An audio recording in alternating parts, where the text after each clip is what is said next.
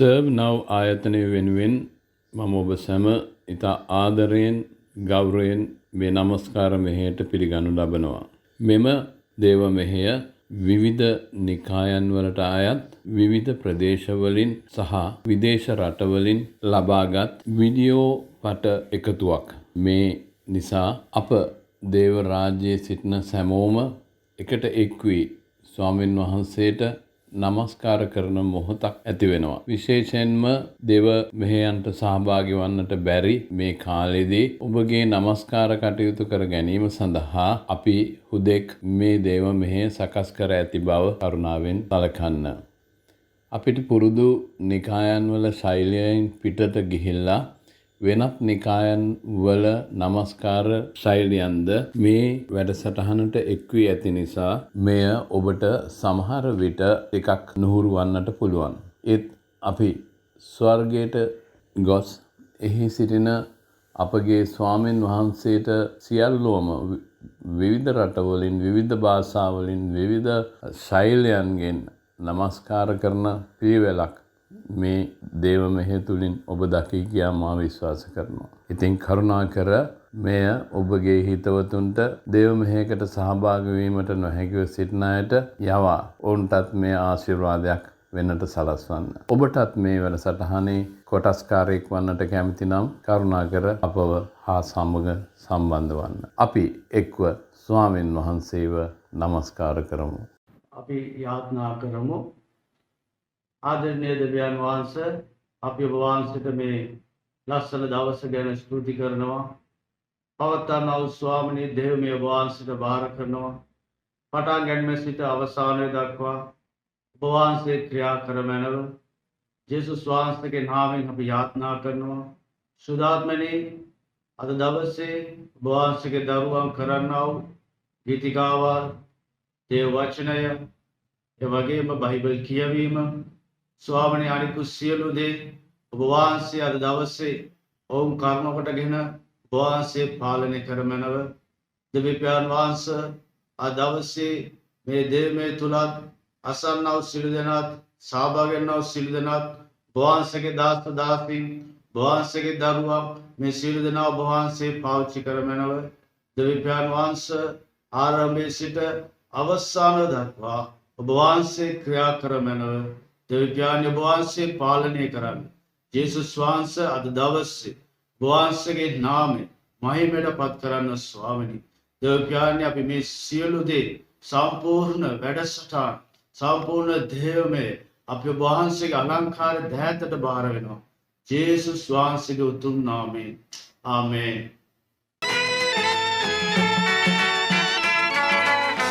සමද බලමු දෙව් රජය සොයව් සගපුරේ දෙව් පිය දාම සොයව් විදුරු දෙවි දුතුති පසස ගයව් ලබනු රැකවරණී.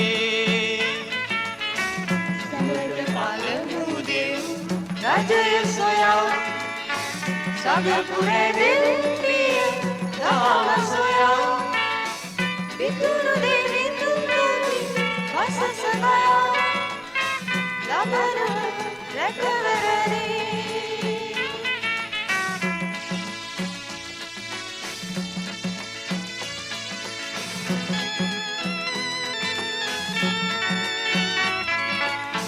කමගුණ දීගෙන ලකවිනු කුමටද දෙවිඳුන් අදහත්නම් දැඩිරීමක් අතු කොටු පිරවීමක් නැත වන විහඟුන්ගේ කුරුළුරයි තුති ගීත ගැයෙන්නේ ලැබෙනි රැකවරණී. කුරුළු ගෙදෙල්ලේ ඇති සැනසෙල්ලේ රහස්‍යමයයි දන්නේ. සැමට පළමු දෙව් රජය සොයව් සගපුරේ දෙව් පිය දාම සොයව් විදුරු දෙවි දුතුති පසස ගයව් ලබනුව රැකවරණී.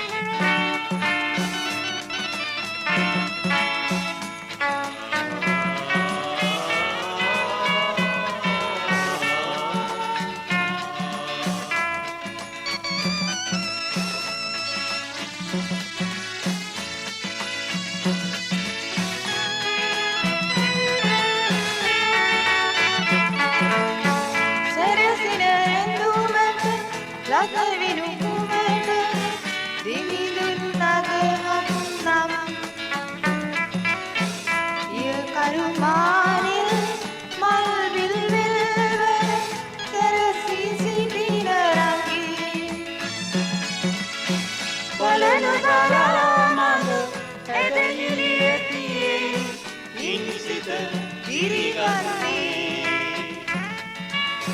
විහඟුන් සුරකිය කුසුමන් සරස දිවිඳ ඔබ සරණේ ජාන් පත්‍ර කියවීම ආගුක්තිමාන්ස් එපිසවරට යවන ලද ජාන් පත්‍රයේ තුන්වෙනි පරිච්ඡේදයේ 14 වන පදයේ සිට 21 වන පදය දක්වා මේ නිසා ස්වර්ගයේද පොළොවේද ඒ ගෝත්‍රයන්ට නම් දෙන්නා වූ පියාණන් වහන්සේට මම මාගේ දන්නවා උන්වහන්සේගේ ආඥානන් වහන්සේ කරුණුටගෙන නුඹලාගේ අභ්‍යන්තර මාංශය තුළ නුඹලා බලයෙන් ශක්තිමත් වන නිසා ඇදහිල්ල කන්නකොටගෙන ක්‍රිස්තුස් වහන්සේ නුඹලාගේ සිත් තුළ වාසය කරන නිසා නුඹලා ප්‍රේමයෙන් මුල් ඇද පීඩා සිටින දෙවියන් වහන්සේගේ මුල් පූර්ණකමට පූර්ණ වන පිණිස සිල් ශුද්ධවාර්තයන් සමග ක්‍රිස්තුස් වහන්සේගේ දැනගත නොහැකි ප්‍රේමය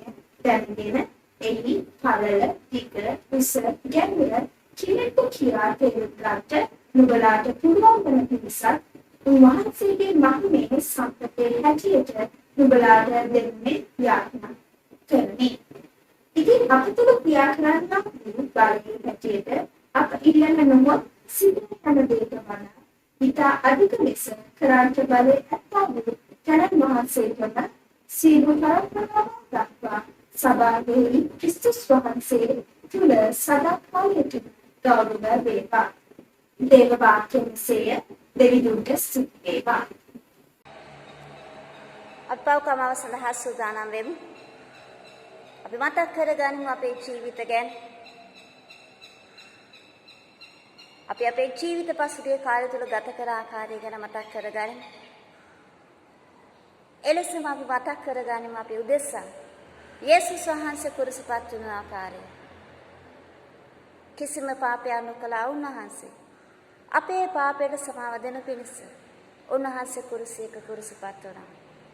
මේ සමාවයදී ස්වාමීන් වහන්සේගෙන් ඒ සියල්ල වෙනුවෙන් මේ බව දැනගනත් ස්වාමීන් වහන්සේ අප වෙන ජීවිතේ පූජා කළා කියලා දැනගනත් උන්වහන්සේ අනන්ත අප්‍රමාණ වේදනාවන් අප උදෙසා විඳ කියලා දැනගනත් අපි නොදැක්කා වගේ නොදන්නවා වගේ ජීවත් වෙච්ච හැම මොහොතක් ගැනම ස්වාමීන් වහන්සේගේ අභියසය ආඥාවෙන් යුතුව කමාව ඉල්ලා සිටිමු. දයාවන්ත දෙවි පියාණනි ස්වාමිනී ඔබ වහන්සේ මෙලොවට පැමිණෙමින් අපේ ජීවිතවලට සමාව දෙන පිණිස අපේ ජීවිතවලට සදාර්ථනික ගැලවීම දෙන පිණිස අපේ පාපයන්ගෙන් අපි නිදහස් කරන පිණිස ස්වාමිනී බර කුරුසියක ඊතා වේදනාවෙන් නිඳිතව ඔබ වහන්සේ ජීවිතේ පූජා කළා ස්වාමිනී. දෙවි පියාණනි අපි මේ වෙලාව ඔබ වහන්සේගේ අභියස සමාවයි දිනවා. ඔබ වහන්සේ කළා වූ පූජාව අමතක කරමි. අපි නැවතත් පාපයේ ගැලෙන නිසා දෙවියන් වහන්සේ ඔබ වහන්සේ අමතක කර ජීවත් වුණු හැම මොහොතක් ගැනම ඔබ වහන්සේගේ ආනපනත් ඉෂ්ට කරන්ට බැරි වුණු හැම මොහොතක් ගැනම ස්වාමිනිය අපිට කමාවුව මැනව. අපේ ජීවිතයේ සියලු තැන්හි ස්වාමිනිය ඔබ වහන්සේ සොයා බලමින් දෙවි පියාණනි අපේ අඩුපාඩුකම් අපේ පාපයන් ඔබ වහන්සේ අපිට මඟ පෙන්වා දුන මැනව. මෙන්න ස්වාමී මේ වෙලාවේ අපේ පාපයන් ගැන අපි ඔබ වහන්සේගේ අභියස පසුතැවිලි වෙන අතර ඔබ වහන්සේ අපට දුන්නා වූ මේ කමාව ගැන අපි ඔබ වහන්සේට ස්තුති කියනවා. ජීවමාන යේසුස් වහන්සේගේ මත උතුම් නාමයෙන් ආමේන්. දේවත් වේ ආලෝකයෙන් දවන්න මායාලී ඔබ නැගෙන ලෙසින් අබන්නමා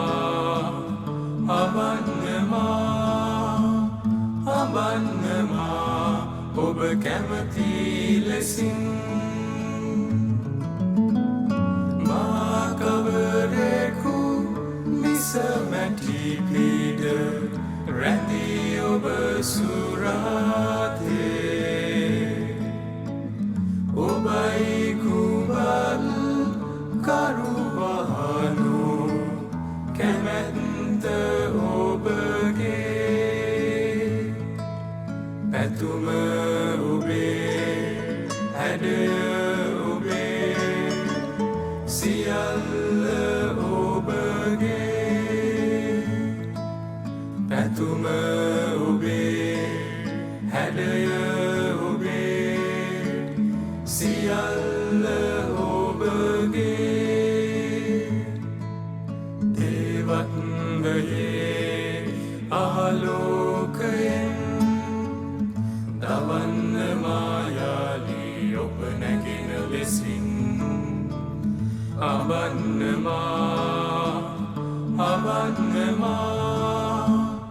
අබන්නමා ඔබ කැමති ලෙසින්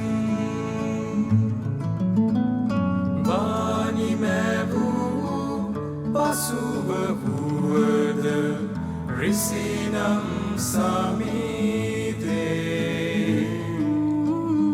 යලිදුකඩා නවරුවකින් අබන්න සමීතේ ඇතුම ඔබේ හැඩය ඔබේ සියල්ල ඔබගේ ඇතුම ඔබේ හැඩය ඔබේ සියල්ල ඔබගේ දේවත්වයේ ආලෝකයෙන් දවන්න මායාලී ඔබ නැගෙන ලෙසින් අබන්නමා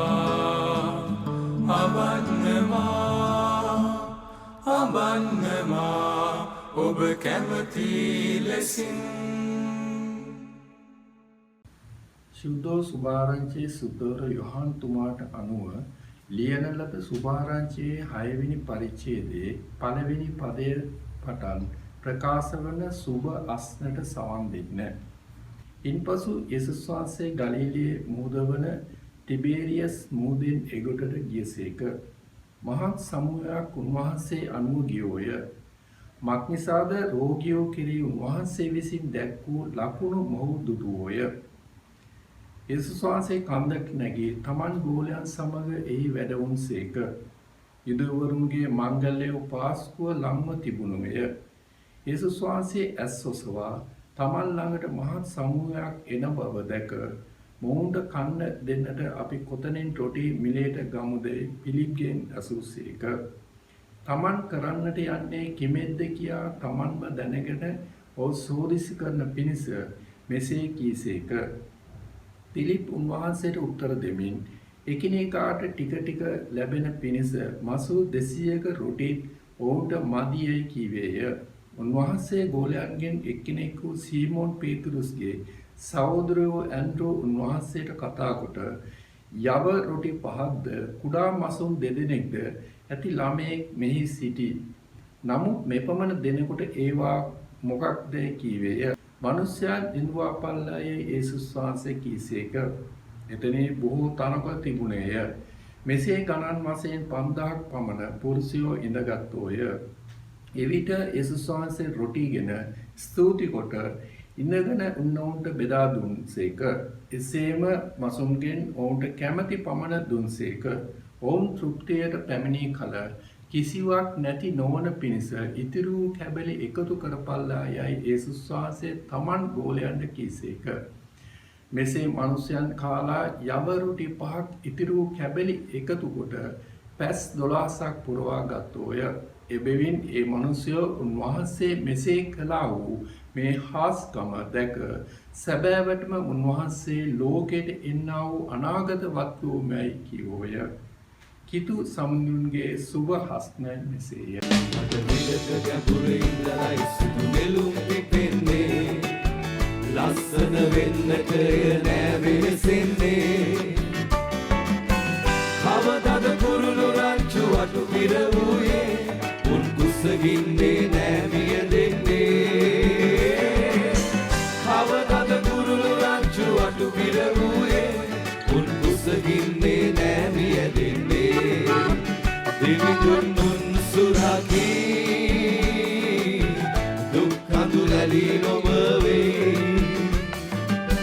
ප්‍රීතිය සතුට ගලයි දෙවිඳුන් උන්ගේ රජයි හෙට ගැන සිතලා ඇයි ඔබ ලබවන්නේ ඒ හැමත වඩා දෙවිඳුන් හට ඔබයි වඩින්නේ හෙට ගැන සිතලා ඇයි ඔබ ලබවන්නේ ඒ හැමත වඩා දෙවිඳුන් හට ඔබයි වඩින්නේ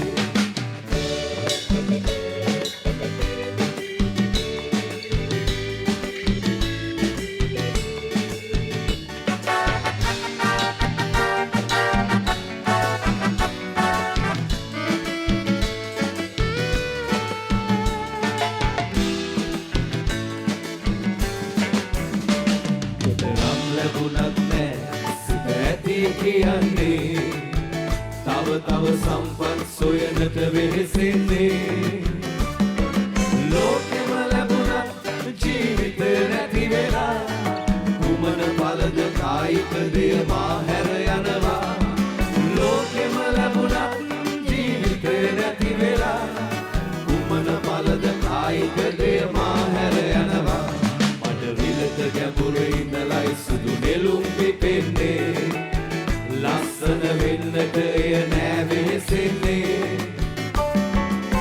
කවදද කුරුළු රංචු අටු පිර වූයේ උන් කුසගින්නේ නෑ මියදෙන්නේ කවදද කුරුළු රංචු අටු පිර වූයේ උන් කුසගින්නේ නෑ මියදෙන්නේ දෙවිදුන් සුරකී දුක් කඳුලැලි නොබවේ ප්‍රීතිය සතුට ගලයි දෙවිදුන් උන්ගේ රජයි හෙට ගැන සිතලා ඇයි ඔබ ලබවන්නේ මේ හැමට වඩා දෙවිදුන් හට ඔබයි වටින්නේ හෙට ගැන සිතලා ඇයි ඔබ ලබවන්නේ මේ හැමට වඩා දෙවිදුන් හට ඔබයි වටින්නේ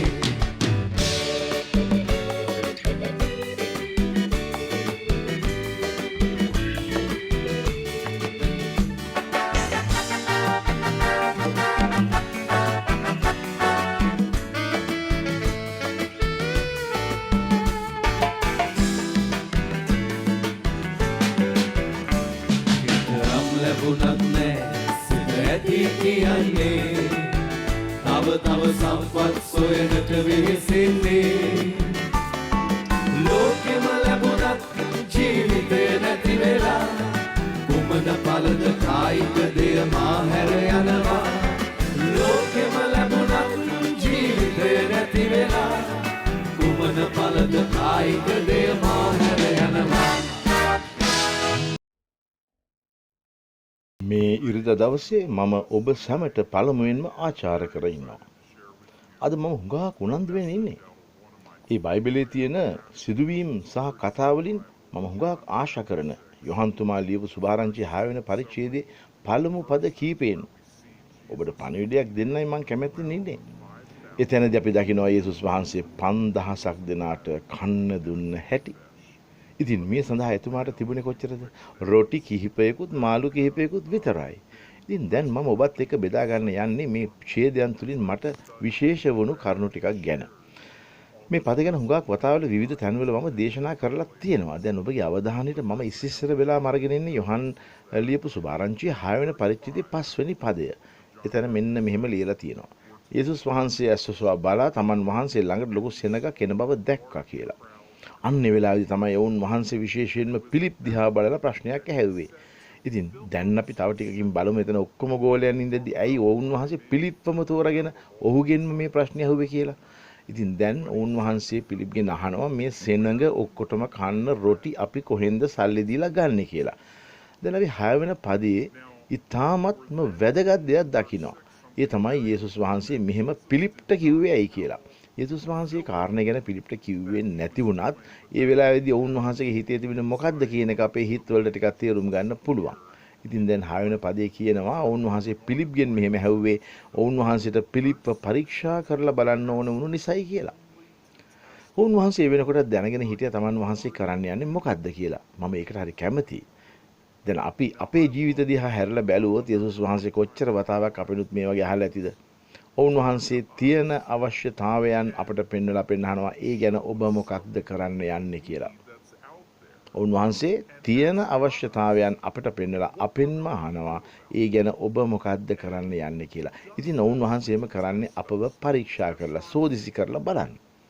අපේ ඇදහිල්ල සෝදිසි කරන්න. අපි කොච්චර දුරට ඔවුන් වහන්සේ කෙරේ විශ්වාස කරනවද කියලා බලන්න.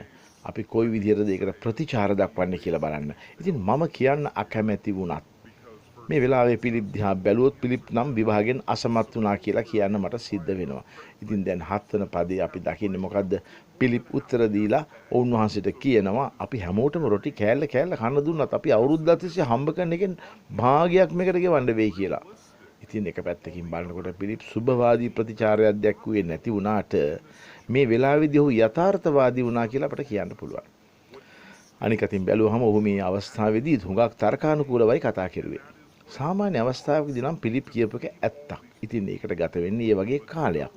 ඒකට ගෙවන්න වෙන්නේ ඒ තරම්ම මිලක්. මේ සෙනඟ ඔක්කොටම කන්න දෙන්න යන වියදම පිලිප් අසමත් වුණා. යේසුස් වහන්සේ තුළ තියෙන ආශ්චර්යවත් ක්‍රියා කිරීමේ හැකියාව තමුන්ගේ ගණන් හැදීමට එකතු කරගන්න. ඉතින් අපේ ශක්තියෙන් සෞත්සාහයෙන් කරන්න බැරි දේවල් ඔවුන් වහන්සේට කරන්න පුළුවන්කම තියෙනවා. දැන් තවත් රසවත් දෙයක් අපි 8 වෙනි පදයේ දකිනවා. ඔවුන් වහන්සේගේ තවත් ගෝලෙක් ඒ වෙලාවේදී කතා කරලා කියපු දෙයක් ගැන. ඒ කතා කළේ ඇන්ඩ්‍රු. දැන් එක පැත්තකින් අපි පිලිප්ප දාගත්තොත් යථාර්ථවාදීව සහ අසුභවාදීව කතා කරන කෙනෙක් හැටියට, අනිත් පැත්තෙන් අපිට ඇන්ඩ්‍රු දාගන්න පුළුවන් සුභවාදීව සහ බලාපොරොත්තු ඇතිව කතා කරන කෙනෙක් හැටියට. දැන් බලන්න ඇන්ඩ්‍රු කියපු දේ. දැන් ඇන්ඩ්‍රු කියනවා මෙතන බාර්ලි රොටි 5කුත් කුඩා මාළු දෙන්නෙකුත් අතේ තියෙන ළමෙක් ඉන්නවා කියලා. දැන් මෙහෙම කිව්වේ සයිමන් පේදුරුගේ සහෝදරයා වන ඇන්ඩ්‍රු. ඉතින් දැන් ඇන්ඩ්‍රු මෙහෙම කියනවත් එක්කම ඇන්ඩ්‍රුට හිතෙන්නේ නැති මම කොච්චර මෝඩ කතාවක්ද කිව්වේ කියලා. ඒක ඇන්ඩ්‍රු කරපු මෝඩ ප්‍රකාශයක් වෙන්න පුළුවන්. නමුත් ඇන්ඩ්‍රු මෙතනදී මේන් යමක් වේදෝයි කියා හිතනවා. ඉතින් අපිට තියෙන හුඟක් පුංචි දේ වුණත් අපි මේ කතාවෙන් ඉගෙන ගන්නවා. යේසුස් වහන්සේට ඒක අරගෙන ඒකින් මහා ලොකු දෙයක් කරන්න පුළුවන් ය කියලා. අපි හිතනවට වැඩිය බලාපොරොත්තු වුණාට වැඩිය විශාල දෙයක් විදිහට ඔවුන් වහන්සේ තුළ තියෙන බලය අනුවයි එතුමා එහෙම අප තුළ කරන්න පුළුවන් වෙන්නේ. ඉතින් මෙන්න මම තවත් කැමති දෙයක්. 10 වන පදයේ යේසුස් වහන්සේ කියන්නේ මොකද්ද? සෙනඟව ඉන්දවන්න. එතන ලස්සනට තනකොළ වැවිලා තිබුණා. සෙනඟත් වාඩි වුණා. ඉතින් එතන මිනිස්සු පිරිමි විතරක් 5000ක් හිටියලු. අපි 5000කට කන්න දෙනවා කියලා කියනකොට එතෙන්දී කතා කරන්නේ පිරිමි 5000 ගැන විතරයි. ළමයි සහ කාන්තාවන ගණන් අරගෙනත් නැහැ. දැන් මේ දෙගොල්ලෝ ඔක්කොම එක ගණන් කිරුවා නම් මෙතන හිටපු මේ සෙනඟ කොච්චර විශාල වේද කියලා කවුද දන්නේ? ඒකට 11 වෙනි පදයේ කියන යේසුස් වහන්සේ රොටි අතට ගත්තා කියලා. මොන රොටිද ඔවුන් වහන්සේ අතට ගත්තේ? ඔවුන් වහන්සේ අතට ගත්තේ කුඩා රොටි 5 විතරයි. අර ළමයාගේ අතේ තිබුණු කුඩා රොටි 5. ඉතින් දැන් මේ කුඩා ළමයා කැමති වුණා ඒක යේසුස් වහන්සේට දෙන්න. දැන් අපි මෙතනදී දකින්න ඔවුන් වහන්සේ තැනදී දෙවියන් වහන්සේට ස්තුති කරපු හැටි. ඉතින් යේසුස් වහන්සේ රොටි 5 අරගෙන ඒක දිහා බලලා ඔවුන් වහන්සේගේ ඇස් දෙක කරකවලා ඒක ප්‍රතික්ෂේප කළා කිව්වේ නෑ මේක මදි කියලා. ඒ වෙනකොට ඔවුන් වහන්සේ පියාණන් වහන්සේට ස්තුති කළා. ඔවුන් වහන්සේ ගුණවන්ත වුණා ඒ වෙලාවේ තිබුණු දේ ගැන. ඔවුන් වහන්සේ තමන් වහන්සේට දෙනු ලැබූ දේ ගැන. ඉතින් මේ වෙලාවේ ඔවුන් වහන්සේගේ අතට දුන්න දෙයින් එතන හිටපු සෙනඟට කන්ට දෙන්න කොහොමටවත් සෑහෙන්නේ නැති වුණත් ඔවුන් වහන්සේ ගැන කතා කරුවේ නෑ. ඉතින් ඔවුන් වහන්සේ වෙනුවට කළේ ඒක අරගෙන හැමෝටම බෙදුවා. ඔක්කොකින්ම බඩ පිරෙනකල්. ඒකම කුඩා මාළු කෑලි දෙකනොත් සෙනඟට ඇති වෙන්න කන්න දුන්නා. ඉතින් මෙතනදී අපි දකින්නේ මොකද්ද? සෙනඟට රොටි මාළුයි බෙදා දෙන අවස්ථාවේදී පුදුමාකාර දෙයක් සිද්ධ වෙච්ච බව. මහා විශාල සෙනඟක්. ඒ වුණත් උන්ට මදි වුණේ නැහැ. හැමෝටම කන්න දුන්නා. ඒ වගේම මේගොල්ලන්ට ඕනේ තරම් කැමති විදිහට කන්න ලැබෑ දුන්නා කෑම. යේසුස් වහන්සේ අපට සපයන දේවල් ගැන කියද්දී බලන්න කවදාකවත් එතුමා එතන අඩුපාඩුවක් තියන්නේ නැහැ. දෙවියන් වහන්සේගේ රාජ්‍යය තුල කටයුතු කරනකොට අපි යටහත් වෙලා කීකරු වෙලා අපේ ජීවිතය එහෙම නැත්නම් අපිට දේවල් වුන් වහන්සේට දෙනකොට නැත්නම් ඔප්පු කරන වුන් වහන්සේ කටයුතු කරන්නේ 5000ට කන්ට දුන්න විදිහටමයි. ඉතින් කවරදාවත් යේසුස් වහන්සේ අපි දිහා බලලා අපි ගාව නැති දෙයක් අපෙන් ඉල්ලන්නෙත් නැහැ. උන්වහන්සේ හැම වෙලාවෙම බලන්නේ අප ළඟ තියෙන දේවල් ගැන. උන්වහන්සේ අපට දීපු දේවල් ගැන. අපි උන්වහන්සේට දෙන්න කැමති වෙන දේවල් ගැන. අපට තියෙන කොයි දේ වුණත් උන්වහන්සේට දෙනකොට ඒ දේ උන්වහන්සේ අපෙන් බාර ගන්නවා ස්තුතිවන්තව. උන්වහන්සේ ගැන ස්තුති දෙනවා. ඊට පස්සේ අපිට හිතන්නවත් බැරි විදිහට ඒ කුඩා දේවල් තුලින් මහා විශාල දේවල් උන්වහන්සේ කරනවා. ඉතින් මම යේසුස් වහන්සේට තියෙන මේ ගති ගුණයට හරියට ආශා කරනවා. දැන් මම යේසුස් වහන්සේ පිලිප්ගෙන් අහපු ප්‍රශ්නයට ආපහු එන්නම්.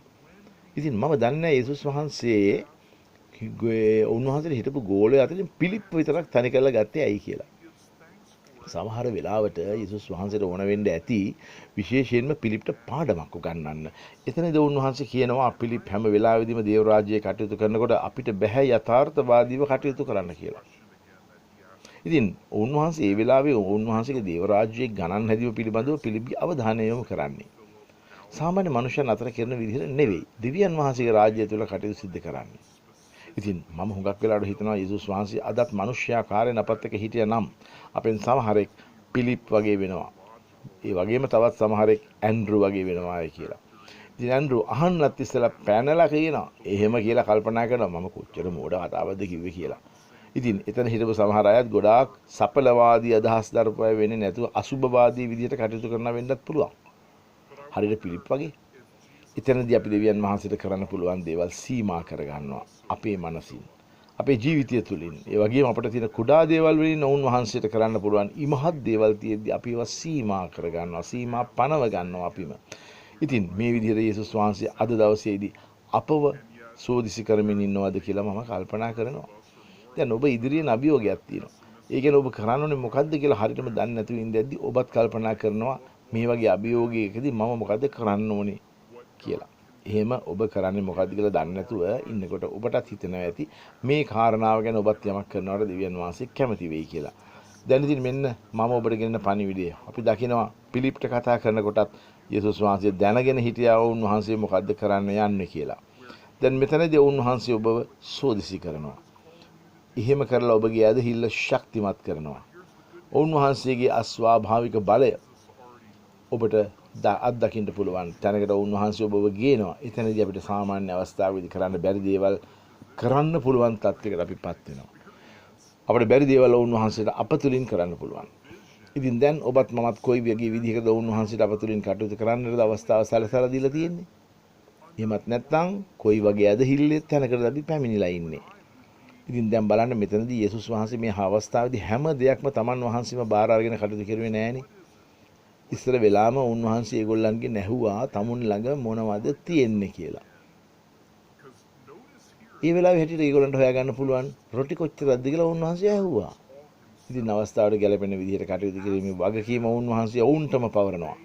එතෙන්දී තමයි උන්වහන්සේ කලේ මුළු සෙනගට අවශ්‍ය දේවල් උන්වහන්සේම සපයා දුන්නත් එතනදී තිබුණු වගකීම උන්ටම පවරා දීම. බොහෝ වෙලාවල් වලදී දෙවියන් වහන්සේ කටයුතු කරන්නේ එහෙමයි. ඉතින් සමහර වෙලාවල් වලදී අපි අහනවා දෙවියන් වහන්සේ කොහේද කියලා. දැන් උන්වහන්සේ මේ ගැන කරන්න යන්නේ මොකක්ද කියලා. එහෙම වෙලාවලදී උන්වහන්සේ අපෙන් අහන්නේ මේ කාරණේදී ඔබට කරන්න පුළුවන් මොකක්ද කියලා. ඔබ ඒ ගැන දැනටමත් මොනවද කරලා තියෙන්නේ කියලා.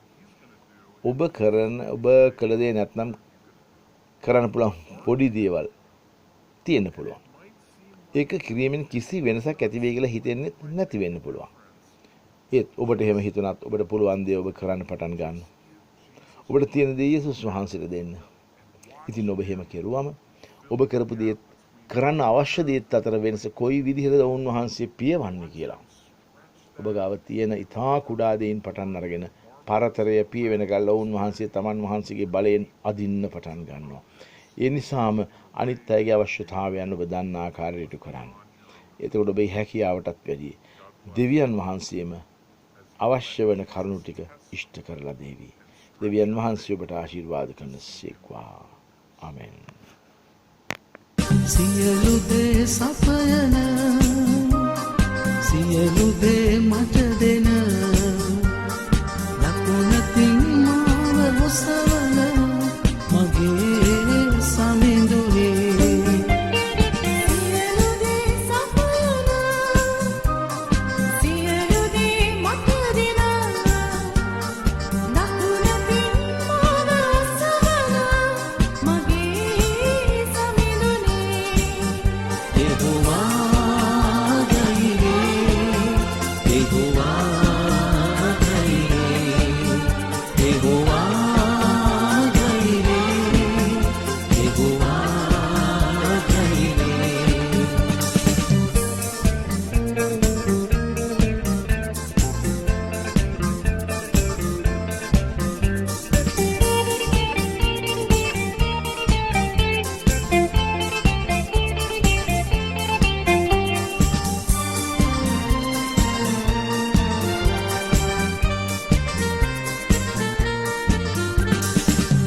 තන ගොදුරු බිමේ මා පින්නට සලසවලා එඳේ කුසේ මාගෙන යයි මගේ සමිඳුනේ යෙහෝවා ගයිරේ යෙහෝවා ගයිරේ යෙහෝවා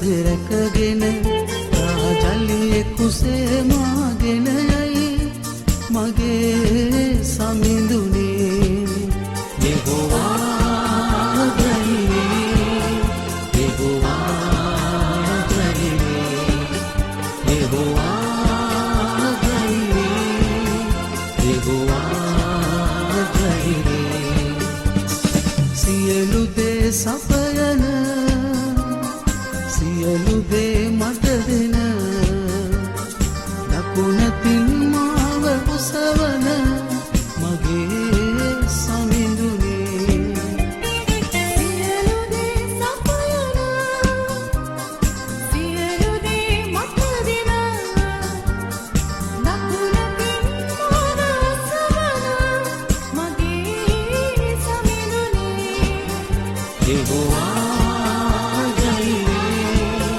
යෙහෝවා ජයී යෙහෝවා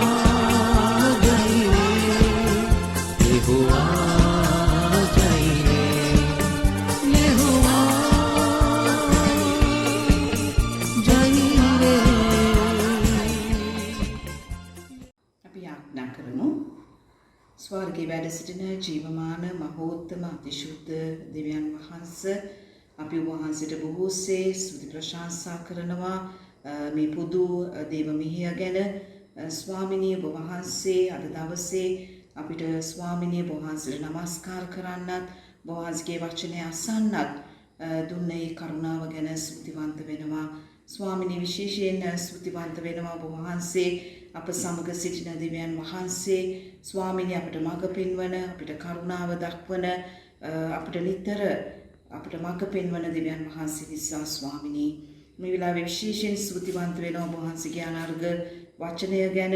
ස්වාමිනී එදා යේසුස් වහන්සේ මේ පොළවේ ඉන්න විට ඔබ වහන්සේ කළා වූ පුදුම හාස්කම අද දවසේ ස්වාමිනී නැවත අපිට ඒ දේ තුලින් ඔබ වහන්සේ මහත් ආත්මික පාඩමක් අපිට ගැන්වුව නිසා ස්තුතිවන්ත වෙනවා.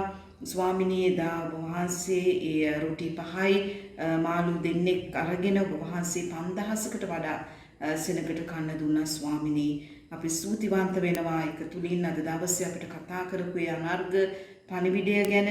ස්වාමිනී අපි කුඩා දේවල් කෙරෙහි වුණත් අපි විශ්වාස කරන විට ඔබ වහන්සේට ඒක තුලින් මහත් දේ කරන්න පුළුවන් බලවත් දෙවියන් වහන්සේ ඔබ වහන්සේ නිසා ස්වාමිනී නිසා අපිට පිහිට වෙන්න මේ වචනය ඇසුවා වූ අපි හැම කෙනෙකුට මේ දේ හොඳින් මතක තබා ගනිමින් ස්වාමිනී ජීවත් වෙන්න කරුණාව දෙන්න.